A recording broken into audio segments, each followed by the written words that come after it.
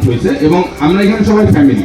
তারপর আমি আপনাদের বলি 7 মান্থের মধ্যে ইসমাইল ভাই একদম যে ওনাদের যে হেড টেকনিশিয়ান আছে 3বার পালাইছে ভাই। হ্যালো, এখন আপনারা অনেকে বলবেন যে ভাই এটা কি ভালো, এটা কি খারাপ জিনিস, ওনার এখানে থাকে না। না, উনি রাখে না, কারণ ওনার কথা হইতেছে যে সে যত ভালো টেকনিশিয়ানই হোক না কেন, যেহেতু একটা বড় প্রিমিয়াম সার্ভিস সেন্টার করতে পারতেছেন, একটা হাই পে করে তাকে রাখা হয়, কিন্তু তারপরেও সে তাকে রাখতেছে না কেন? কারণ আমার আসলে প্রপার সার্ভিস যেটা আমি চাই, আমার গেস্টদেরকে বা ইউজারদেরকে বাইকারদেরকে যে সার্ভিসটা দিতে চাই, সে কাজ যত ভালোই পারো, তার বিহেভিয়ার যদি ভালো না হয় তাহলে আমি তাকে আমার দরকার নেই, আমার সার্ভিস সেন্টার না চলবে। কারণ আমরা এখানে সবাই কানেক্টেড জানি যে সার্ভিস সেন্টার চালানোর জন্য আমাদের মেকানিকটা কিন্তু খুব বেশি ইম্পর্টেন্ট। ভালো অভিজ্ঞ মেকানিক হওয়া সত্ত্বেও তাকে রাখে নাই, শুধুমাত্র সার্ভিস আমার ওকে হইতে হবে, সে সার্চ করতে চায়।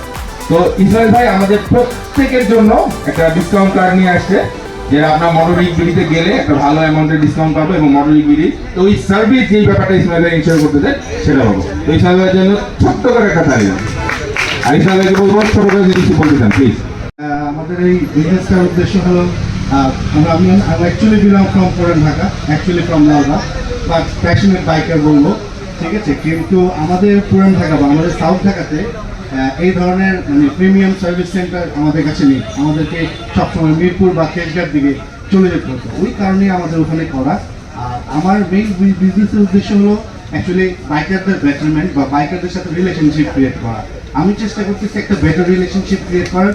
বিজনেসটা এমনি হবে, ওটা আপনারা এমনি করে দেবেন। আমি জাস্ট একটা ভালো রিলেশনশিপ ক্রিয়েট করবো যাতে করে বাইকাররা বেটার জিনিস আমার কাছে পায়। Thank you so much. ভাই আপনার একটা মেকানিক আছে ওই যে আইটিএস করা